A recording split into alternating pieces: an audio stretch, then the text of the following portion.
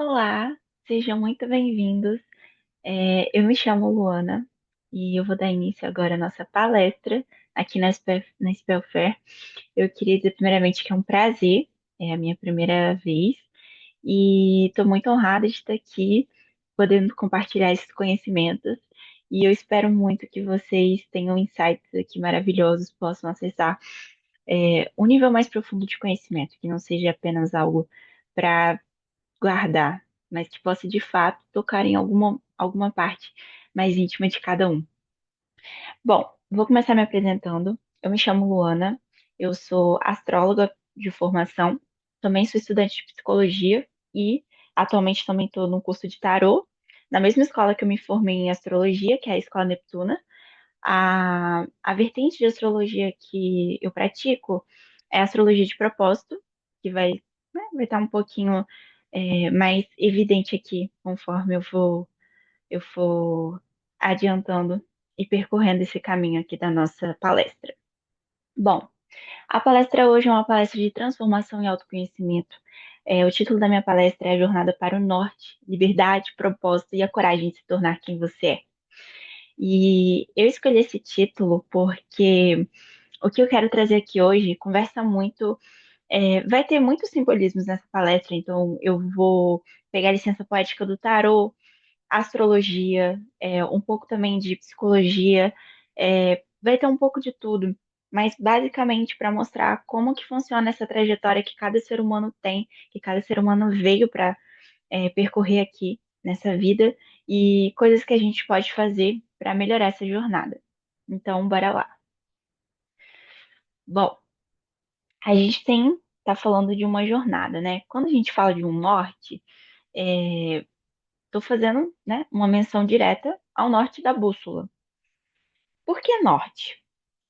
E aqui eu vou usar o norte, vou pegar essa licença do norte, porque eu não estou querendo dizer norte de um ponto específico, eu quero chegar lá, mas o norte enquanto uma direção, um direcionamento.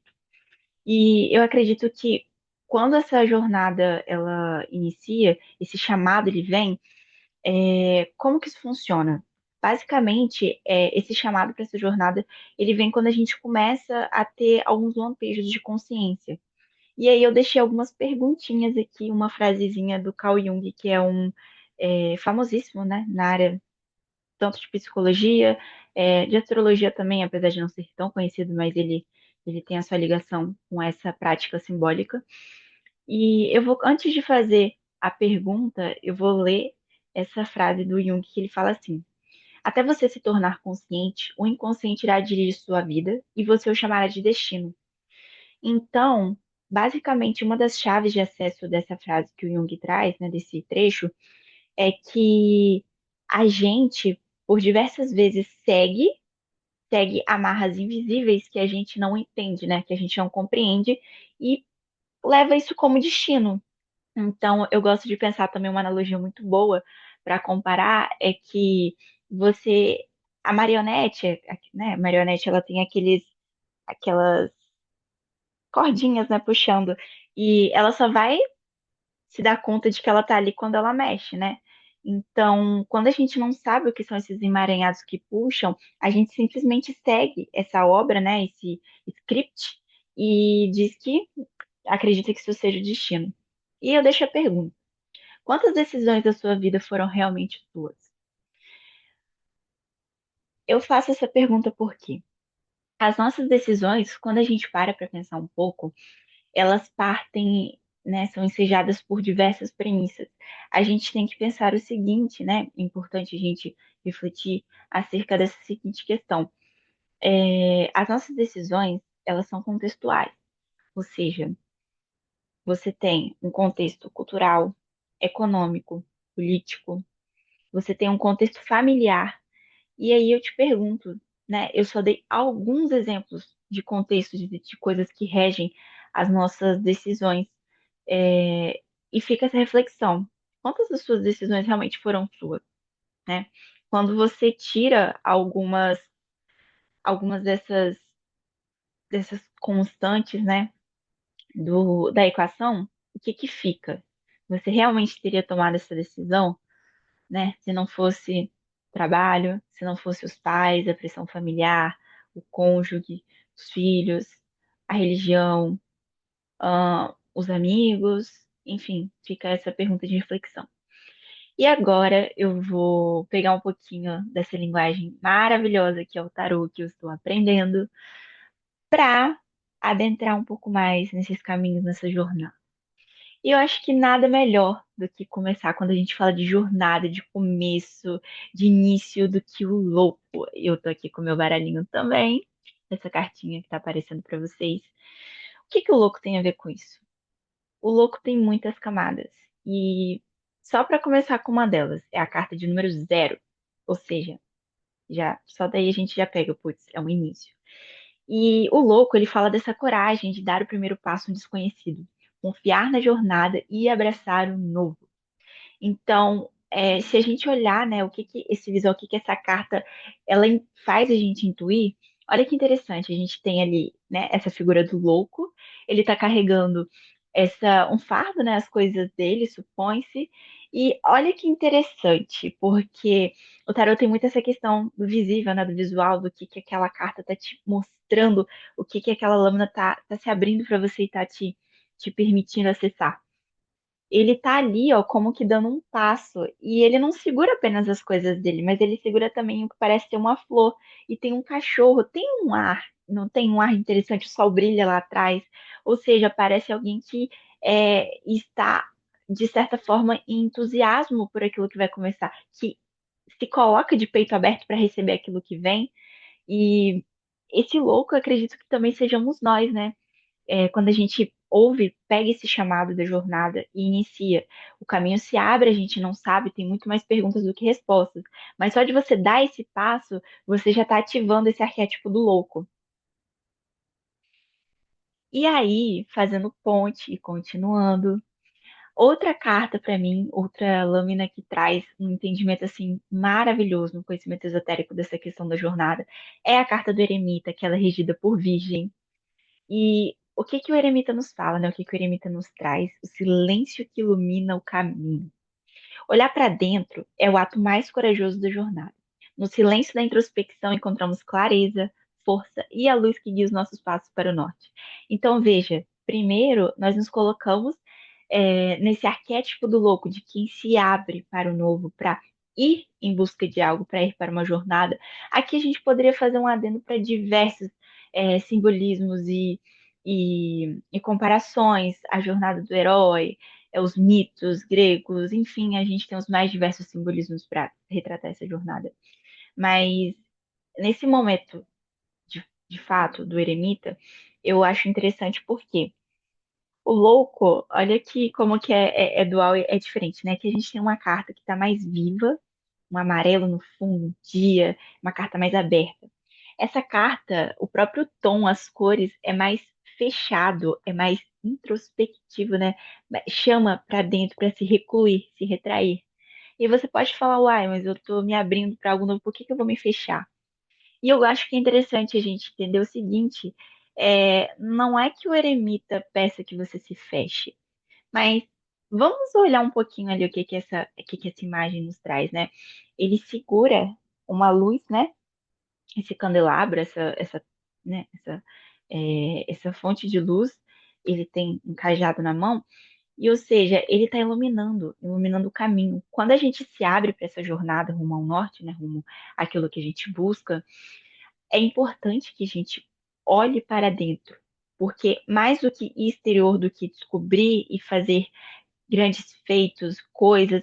E é interessante entender que às vezes essa jornada não é uma jornada, nossa, eu vou alcançar riqueza, glória, mas é a sua jornada aqui na Terra, a sua jornada de evolução, desenvolvimento e ascensão espiritual. E ela pede que a gente, ao mesmo tempo que faça o movimento de se abrir, também faça esse movimento de reclusão. Para quê? Para olhar para dentro, porque esses caminhos de dentro também se refletem fora. Vamos continuar agora, porque eu tenho mais uma lâmina do tarô e depois eu vou entrar propriamente no que eu quero falar com isso com a astrologia. Essa carta aqui não tem como. É uma carta muito forte e assim, Eu sei que é uma carta que evoca muitas coisas, né? Algumas pessoas têm um certo medo da carta da morte. E eu quis usar ela, não teria como eu não colocá-la. É uma carta regida por Escorpião, né? E com uma boa aqui, escorpiana de Marte e Vênus, não poderia deixar de trazer, porque Escorpião fala de profundidade. É um signo que entra em lugares em que eu diria que Escorpião vai em lugares que outros signos não teriam coragem de ir. Ele é um signo de água, né? Fixo. E então ele fala dessa que são as águas profundas de Escorpião, né? De o lodo. Engraçado que se a gente for fazer a comparação com os mitos, né, gregos, um dos mitos que são uma das histórias, né, dos mitos gregos que é comparado, né, que tem essa correspondência com Escorpião, é dos outros trabalhos de Hércules, né? A gente tem Alice Bailey fazendo essa relação esotérica com os trabalhos dele. E o trabalho que evoca Escorpião é o trabalho da Hidra. E Hércules consegue vencer a Hidra não é cortando as cabeças, mas é quando ele leva elas para fora do pântano, né? E permite que recebam fogo, luz solar. E olha que interessante.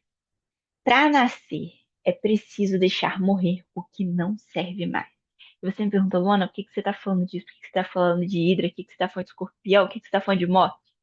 Porque na nossa jornada, a gente vai se deparar no momento, se a gente está aqui realmente, né, visando essa evolução, visando sair de si mesmos, de alcançar uma ascensão espiritual, como ser humano também, né? A gente vai chegar em pontos em que alguns ciclos precisam morrer, algumas partes de nós precisam finalizar um ciclo para que algo novo comece, perdão. E olha que interessante, transformação profunda e renovação da alma. O fim do ciclo não é o fim da jornada, é o convite para renascer mais inteiro e verdadeiro. Então, depois que eu consegui entender isso, eu passei a olhar com mais carinho para essa carta. Confesso que ela começou, não deixa de me assustar, de certa forma, mas me assusta um pouco menos e me traz um tom de esperança, porque essa jornada para o norte, para você se tornar mais quem você já é. Só que como eu falei, né, anteriormente lá no início, nós temos muitas coisas, muitas camadas ali que estão se sobrepondo a esse eu, né, o self. E você tem muitas camadas, muitas coisas, seja do seu ego, seja de orgulho, seja familiar, questões sociais e etc, que vão, né, suprimindo essa identidade, esse chamado que você já tem. E tem coisas que precisam morrer. E não morrer para que você morra, mas morrer para que você renasça, para que você fique mais vivo e ainda mais reluzente naquilo que você já é. E agora, eu queria falar que eu diria que é o tema central, que é basicamente liberdade, propósito e coragem. Lá na escola que eu fui consagrada astróloga, alguns dos pilares, né, são esses, e na verdade o primeiro deles é a coragem. Porque se você não tiver coragem, basicamente você não vai nem, por exemplo, você não vai ceder a verdade, né? Isso é importante, outra coisa importante, você ceder a verdade. Você ter coragem é o que vai te libertar e você seguir esse propósito. E aí eu trouxe esses três pilares para falar disso aqui, ó. Esse desenhozinho, ele é basicamente um um desenho, né, no caso, mostrando o que que seria o Nodo Norte. E é um posicionamento do mapa que eu acredito ser muito pouco explorado. Eu acredito que tem tanto mais a ser explorado do Nodo Norte. E às vezes, no meio astrológico, ele não é tão levado em consideração. E é basicamente o que estrutura todas as minhas leituras, né? Porque se você me perguntar, Luana, o que que me fala um posicionamento que você não me deixaria um consulente se eu sair, sem entender de fato? E eu te falo, é o nodo norte dessa pessoa. Porque o nodo norte vai me falar o que que ela veio fazer aqui. Qual que é a missão de alma dessa pessoa, né? Para explicar um pouquinho o nodo norte, né? É bom contextualizar. Eu gosto de usar a seguinte metáfora. Quando a gente vem, né? Vou pegar um mito aqui, no caso dos egípcios, para dar essa explicação, né? Lá na cultura egípcia, né? Eles comentavam que quando as pessoas morriam, eles tinham aquele cuidado principalmente com os faraós, né? Porque teria passagem para outro mundo. E aí tem alguma versão dos mitos que fala que o coração da pessoa, né? No caso do morto, ele seria colocado numa balança diante dos deuses e não poderia pesar mais do que uma pena, alguma coisa assim. Para quem for da área e souber melhor, me corrija, por favor. Mas basicamente o que eu tô tentando puxar dessa história, né, é que é o seguinte, aquilo que falta para você estar com aquela balancinha ali, né, pra ela estar equiparada, né, equilibrada, é o nosso Nodo Norte. Então você imagina que você pega essa balança e você coloca ali o seu coração. E o seu coração vai pesar e ela não vai ficar equilibrada. O que que tá faltando ali? O que que pode te mostrar seu indício? O seu Nodo Norte. E se você tem o norte, concorda que também existe o sul, que seria o oposto? Então, os nodos lunares, né? A gente tem o norte e a gente também tem o sul. Só que o sul é como se fosse aquela bagagem que a gente já tá carregando. A gente entrou no trem, já tá cheio de bolsa. E o nosso nodo sul são as bolsas que a gente carrega. Só que a gente está em busca do nodo norte, que é o quê? É, aquela próxima experiência inédita a ser vivida, que vai equilibrar e trazer a gente pro eixo. Então vamos lá. Nesse propósito, nesse caminho, nessa jornada de propósito, alguns dos pilares são a liberdade, que é liberdade para você romper com as amarras e expectativas externas, para você viver de forma autêntica e soberana, porque quem vive o propósito vive cada vez de forma mais autêntica. Eu gosto de que a minha professora comentava muito que quando você existe um propósito, mas também existe um antipropósito, né? Que é quando você fica nesse excesso de nodo sul e não busca subir, né? Se elevar. E aí, o propósito, né, é encontrar o sentido que transcende o cotidiano e que vai orientar cada passo da sua jornada, porque quando você tem o norte, fica muito mais simples você trilhar o caminho, né? Você ter uma bússola. E coragem para enfrentar o medo, enfrentar as mortes que você vai ter pelo caminho, e os renascimentos e as críticas, abraçar a vulnerabilidade e ser verdadeiramente quem você é. Então, eu diria que a coragem é dos mais fundamentais, né? Porque você precisa de coragem para você seguir aquilo que você que é o seu propósito, para você lidar com expectativas alheias, enfim, basicamente para você se tornar quem você é. Então, essa jornada, ela não termina, né? Ela é um convite para você ser inteiro, ser livre e ser verdadeiro, alcançar camadas mais autênticas do seu ser.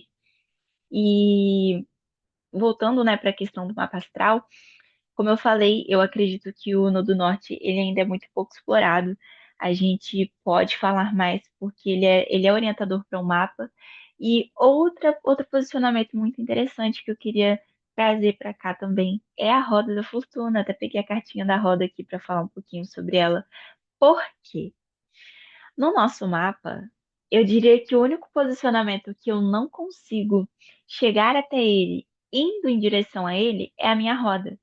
E ao mesmo tempo que eu não chego à minha roda da fortuna, indo em direção a ela, ela também é como se fosse um fiscal e um confirmador se eu estou seguindo esse norte, esse propósito que diz respeito a mim, unicamente a mim, porque cada um vai ter o seu.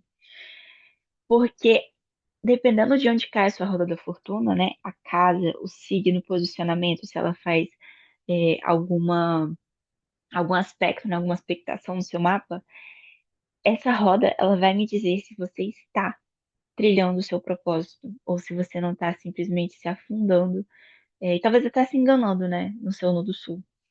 Então a roda, ela girar é como se fosse uma benesse, né? Tipo, os créditos que você recebe por estar vivendo o seu propósito.